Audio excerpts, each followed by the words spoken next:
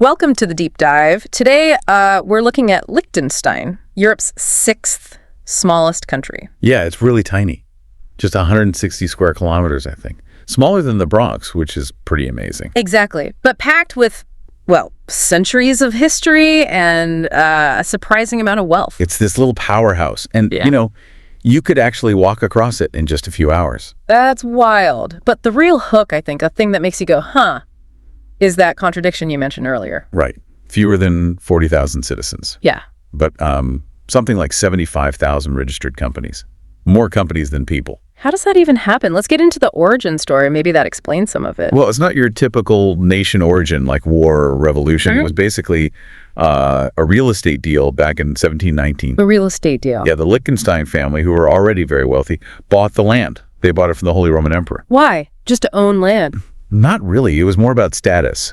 Buying this specific territory gave them a seat representation in the imperial diet. It was a title thing. Okay, so they bought it for the title. Did they, immediately move in? No. That's the funny part. They didn't even bother visiting for over 100 years. A century. They owned a country they didn't visit. Pretty much. And that initial sort of detachment actually became really important. While everyone else was fighting, Liechtenstein kind of developed this habit of staying neutral. Ah, neutrality. Yeah. Which leads to that famous story about their army, right? Exactly. They decided maintaining an army was just too expensive, so they disbanded it in 1868. It makes sense for a small place. But wasn't there that incident during a war before they disbanded it? Oh, yeah. The Austro-Prussian War, 1866. Classic story. They sent out 80 soldiers. Okay, to guard a mountain pass or something? Guarded the pass, saw zero combat. Totally uneventful mission. So they came back? They came back with 81 men. Wait, 81? Where did the extra one come from? Apparently they made a friend. An Italian guy, some sources say maybe an Austrian liaison, decided he liked them and just tagged along back home. And they just kept them? Seems like it. Handed their last military engagement with a net gain of one person. Kind of sums up their whole approach, Focus on practicality, maybe economics, not fighting. Right, which loops back to the financial powerhouse thing, those 75,000 companies. That's the core of it. Low taxes, stable rules. So are these all actual businesses with factories and employees? Not mostly, no. A lot are what you'd call shell corporations, holding companies, trusts. People and companies park money there because it's advantageous tax-wise and legally.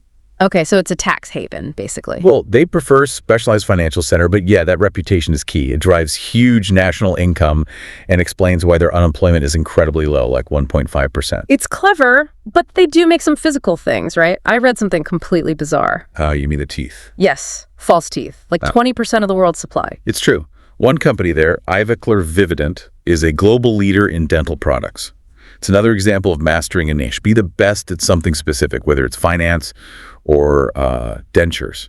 Dentures and shell companies. What a mix. And didn't they also try renting out the entire country for a while? Oh, yeah, that was a thing. For about $70,000 a night, you could rent Liechtenstein.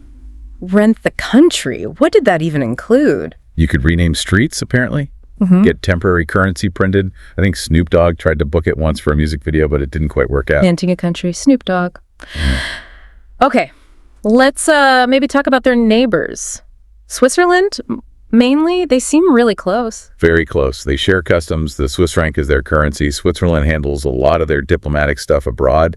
It provides massive stability. Which probably explains why they were so chill when the Swiss army accidentally invaded them.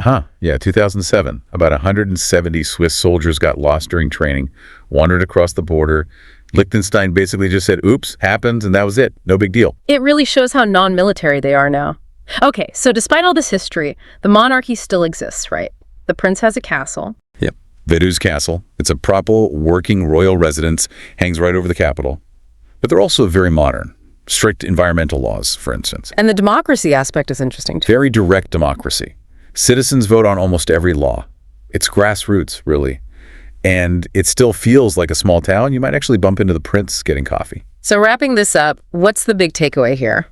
I think it shows that size isn't everything. You don't need a huge territory or army to be, successful or unique. It's about being clever, finding your niche, false teeth in finance. So the final thought for you listening, knowing all this, the stability, the quirks, If you had 70 grand spare, would you actually rent a whole country for a weekend? Something to think about.